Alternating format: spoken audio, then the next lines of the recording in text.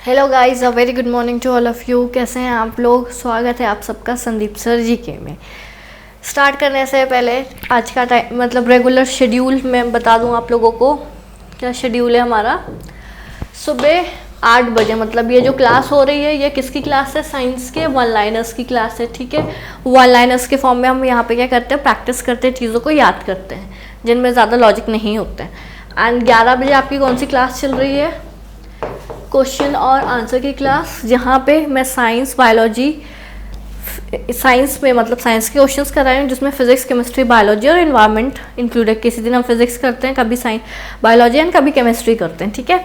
तो जिन लोगों ने भी वो क्लासेस नहीं देखे हैं तो देखना स्टार्ट कर दीजिए, एग्जाम्स के लिए बहुत हेल्पफुल है। एंड जो भी कंटेंट हमारे चैनल पर प्रोवाइड किया जाता है वो आपको पेपर में ज़रूर देखने को मिलेगा, क्योंकि हम प्रीवियस ईयर्स ही क्वेश्चन पे क्या करते हैं, ज़्यादा फोकस करते हैं। तो स्टार्ट करने से पहले मैं यही बोलूँगी, चैनल को सब्सक्राइब कर लीजिए जिन्होंने भी नहीं किया है। वीडियो को लाइक कीजिए और ज़्यादा से ज़्यादा अपने फ्रेंड्स में एंड ग्रुप में शेयर कीजिए, ठीक है। तो ये रहा पहला वन लाइनर आपकी स्क्रीन पे। क्या बोल रहा है पहला one liner? What does test tube baby mean? हमने बहुत सुना कि टेस्ट ट्यूब बेबीज़ हैं, तो टेस्ट ट्यूब बेबीज़ कैसे बनते हैं? क्या टेस्ट ट्यूब में बेबीज़ बन जाते हैं? ऐसा नहीं होता। जो फर्टिलाइजेशन होता है तो वो क्या होता है, एक टेस्ट ट्यूब में होता है या बाहर होता है, मतलब it's not happens in a mother tube, ठीक है। क्योंकि जो भी चीज़ यानी जब फर्टिलाइजेशन जो होता है वो फीमेल की बॉडी में होता है और उसमें भी कहाँ होता है, उनकी ट्यूब्स पे होता है, ठीक है। तो पहला क्वेश्चन तो यही बन गया कि इन ह्यूमन बॉडी फर्टिलाइजेशन कहाँ पे होता है, निसेशन कहाँ पे होता है? तो जो हमारी फीमेल्स की ट्यूब्स होती हैं जो ओवरीज से कनेक्ट करती हैं, वहाँ पे क्या होता है, फर्टिलाइजेशन होता है ट्यूब्स में। तो टेस्ट ट्यूब में कहाँ पे होता है? आउटर होता है, मतलब किसी भी प्लेट में या टेस्ट ट्यूब में फर्टिलाइजेशन होता है। और उसके बाद हम क्या करते हैं, जब वो एग फर्टिलाइज हो जाता है आर्टिफिशियल मेथड से, जिसको हम इन विट्रो फर्टिलाइजेशन बोलते हैं, ठीक है, इन विट्रो फर्टिलाइजेशन। और उसके बाद क्या किया जाता है, जब वो फर्टिलाइज हो जाता है वो एग, तो थ्रू इंजेक्शंस वो फीमेल बॉडी की यूट्रस में उसको क्या कर देते हैं, ट्रांसप्लांट कर देते हैं। This is the concept of IVF और टेस्ट ट्यूब बेबी, ठीक है। नेक्स्ट,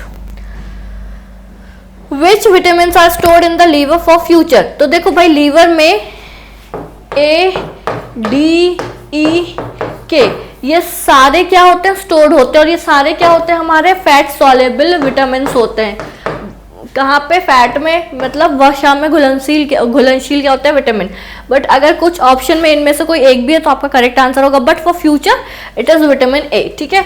नेक्स्ट, ये रहा आपकी स्क्रीन पे, कैंडला किसकी यूनिट होती है? तो भाई लाइट इंटेंसिटी की यूनिट होती है, ज्योति तीव्रता की यूनिट होती है।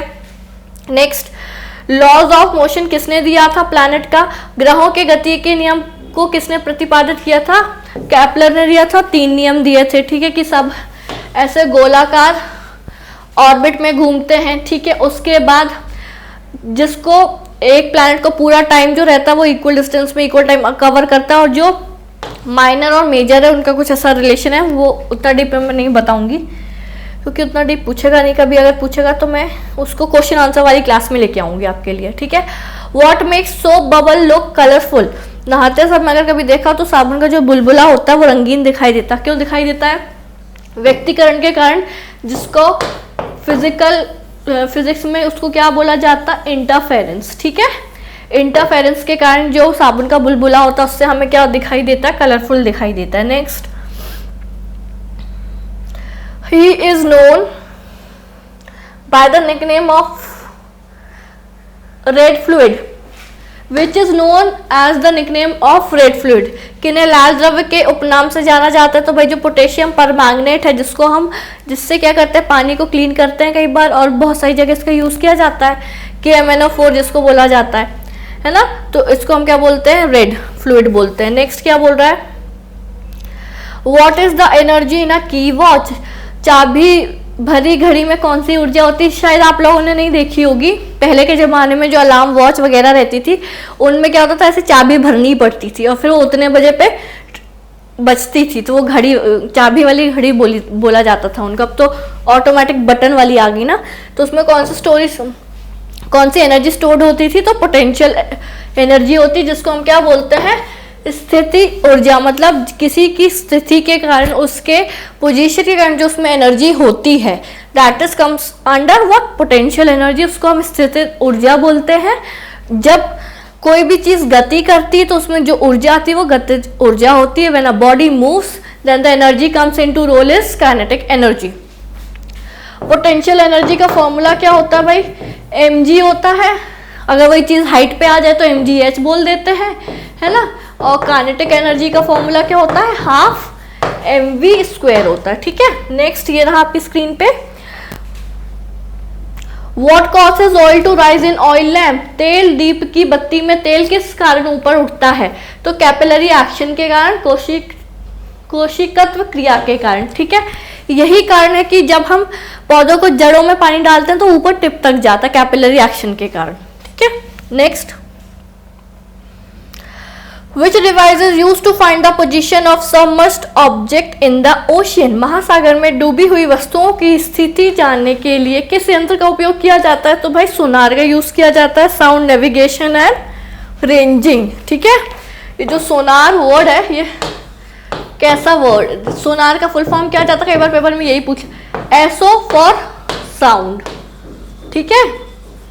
एसओ से साउंड बन गया, एन ए से नेविगेशन आता है, साउंड नेविगेशन का एन ए लिया है, ठीक है, नेविगेशन, और आर फॉर रेंजिंग। तो अब शायद फुल फॉर्म याद करने में परेशानी नहीं जाएगी जिनको याद नहीं है तो, ठीक है। साउंड, एसओ का साउंड ये वाला पार्ट, एन ए का नेविगेशन का एन ए, और आर का रेंजिंग, सोनार बन गया। Next, brain diseases are represented by, मस्तिष्क संबंधी बीमारियों का निरूपण किसके द्वारा किया जाता है, तो भाई कैसे, ब्रेन डिसीज है उसको कैसे चेक किया जाता है, तो उसके लिए हम ईईजी का यूज करते हैं। ईईजी का फुल फॉर्म क्या होता है, इलेक्ट्रोइंसिनोफेलोग्राम, ठीक है, इलेक्ट्रो ELECTRO एंशियोफेलोग्राम, ठीक है। एक होता है ईसीजी, ठीक है, इसका उपयोग दिल की धड़कनों को देखने के लिए किया जाता है, ठीक है। वो ऐसी ईसीजी कैसी आती है, हमेशा ऐसी ऐसी ऐसी ऐसी आएगी, ठीक है। टीवीओ में नहीं देखते हो, जब कोई मर जाता तो वो जो साइड में मशीन रखी जाती है, ऐसी ऐसी लाइंस आती है, फिर एकदम से एक स्ट्रेट लाइन आती, तो उसी को जब आप पिक्चर्स के फॉर्म में लेते हो तो वो ईसीजी होता है, इलेक्ट्रोकार्डियोग्राफ होता है वो, ठीक है। और ईईजी किसके लिए होता है, ब्रेन के लिए यूज होता है। Next, through which oxygen in the body is replenished, शरीर में ऑक्सीजन की पूर्ति किसके माध्यम से होती है, तो भाई आरबीसीज के कारण होती है। आरबीसीज क्या करता है, ऑक्सीजन को कैरी करता है, उसमें भी क्या, कौन कैरी करता है, हीमोग्लोबिन। हीमोग्लोबिन में क्या प्रेजेंट होता है, आयरन प्रेजेंट होता है, ठीक है। उसकी कमी से हमें क्या हो जाता है, एनीमिया हो जाता है।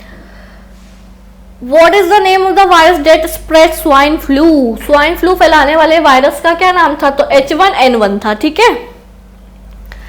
Who has the highest body temperature in the mammalian category? स्तनधारी वर्ग में रक्त का सबसे अधिक तापमान किसका होता है, तो जो बकरी होती है ना, देखी होगी बकरी, उसका होता है सबसे ज्यादा टेम्परेचर मैमल्स में। Next, in the speed of the object, if the speed of the object is half the kinetic energy, यदि वस्तु की चाल आधी कर दी जाए तो गतिज ऊर्जा क्या हो जाएगी, 1/4 रह जाएगी, 1/4 रिमेन। देखो काइनेटिक एनर्जी का फॉर्मूला क्या होता है,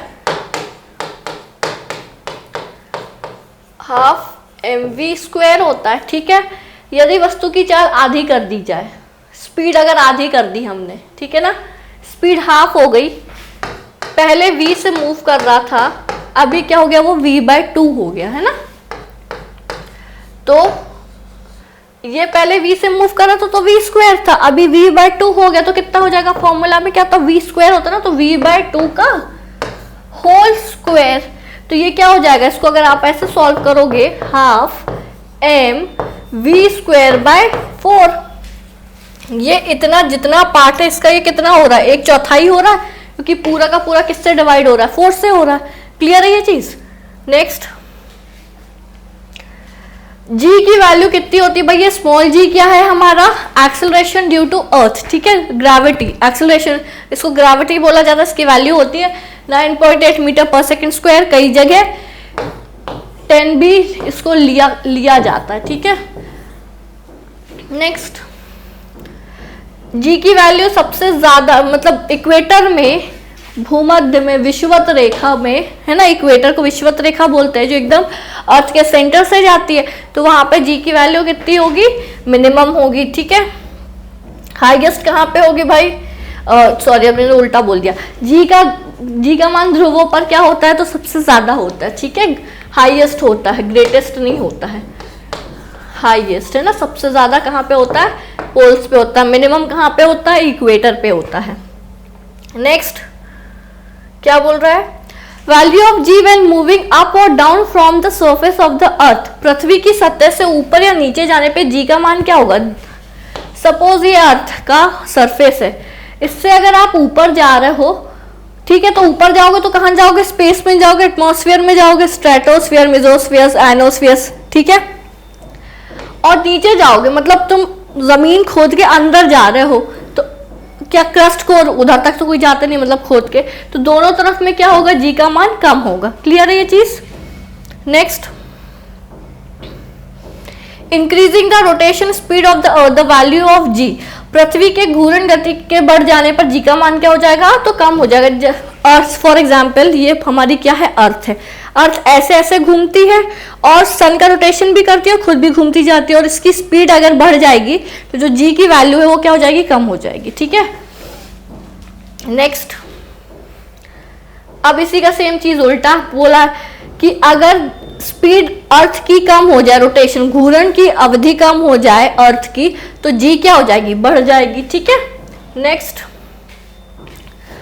अर्थ के सेंटर पे जी का वैल्यू क्या होगा, अर्थ का सेंटर समझ रहे हो, मतलब कोर पे, अर्थ में कौन सा पार्ट होता है, कोर मेंटल क्रस्ट होता है, तो कोर पे जब आप कोर पे पहुंचोगे तो क्या हो जाएगा आपका, 0 हो जाएगा, 0, ठीक है। Next, atmospheric pressure above the earth surface, पृथ्वी की सतह से ऊपर जाने पर वायुमंडलीय दाब क्या होगा, moving upward in the direction of atmosphere, then the pressure atmospheric pressure becomes what, तो क्या होगा, डिक्रीज होगा।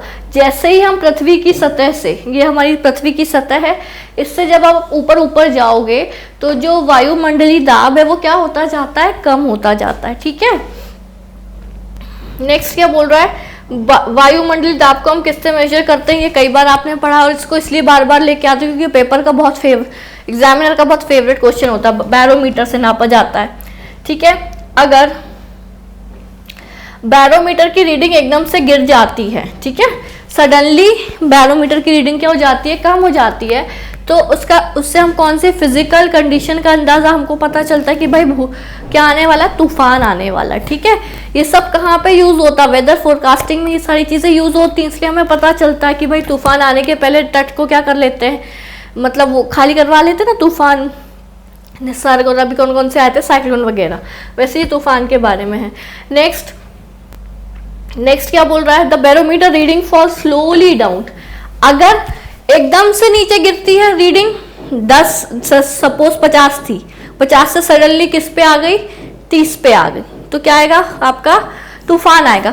धीरे धीरे कम हो रही है तो क्या चांसेस होंगे, बारिश होने की संभावना होगी, जैसे 50 थी, then it's come under what 48 हुई, देन 43 हुई, ऐसे जो कम धीरे धीरे स्लोली कम होगी तो रेन होगी, बारिश होगी।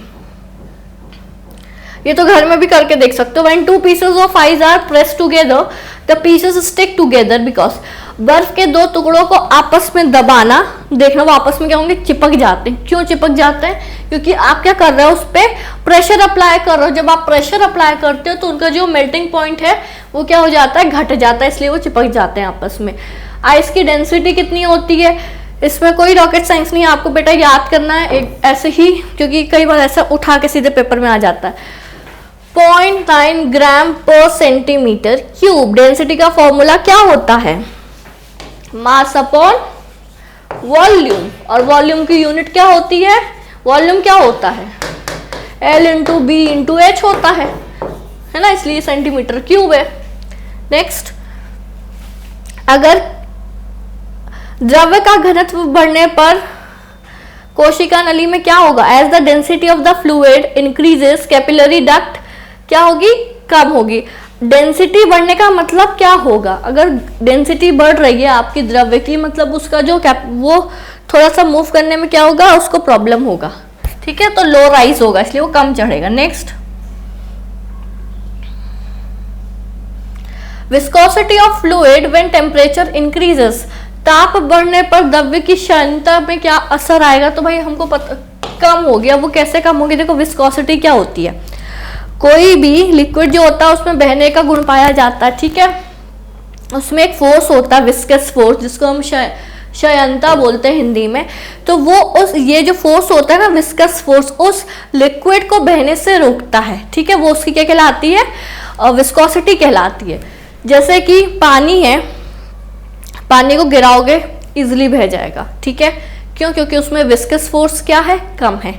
वहीं अगर शहद को गिराओगे, शहद क्या गाढ़ी होती है, मतलब उसमें विस्कस फोर्स जो होगा वो ज़्यादा होगा, इसलिए वो कम बहेगी। ये चीज़ क्लियर है। तो जब जैसे ही आप क्या करोगे, टेम्परेचर को इंक्रीज करोगे, तो ये जो फोर्स है, विस्कस फोर्स है, वो क्या हो जाएगा, उसमें कमी आ जाएगी। सिंपल है। आप अगर शहद को गर्म करोगे तो वो पतली होगी, है ना, पतली होगी मतलब उसका विस्कस फोर्स कम होगा, गाढ़ापन कम होगा, तो वो इजीली फ्लो करेगा, ऐसे समझो, ठीक है, क्लियर है। चलिए, और विस्कोसिटी को नापने की यूनिट क्या होती है, पॉइज होती है, ये भी याद रखिएगा। जब फिजिक्स के क्वेश्चंस लेके आऊँगी क्वेश्चन आंसर वाले सेशन में 11 बजे, तो एक्सप्लेन करूँगी आपको डिटेल में। मिलते हैं नेक्स्ट क्लास में। अगर आप लोगों को वीडियो पसंद आया हो तो जाते जाते लाइक ज़रूर कीजिएगा, वीडियो को शेयर कीजिएगा अपने फ्रेंड्स के साथ में एंड जो भी स्टूडेंट्स हैं उनके साथ में। चलिए बाय बाय, मिलते हैं नेक्स्ट क्लास में कितने बजे, 11 बजे। Take care and have a good day.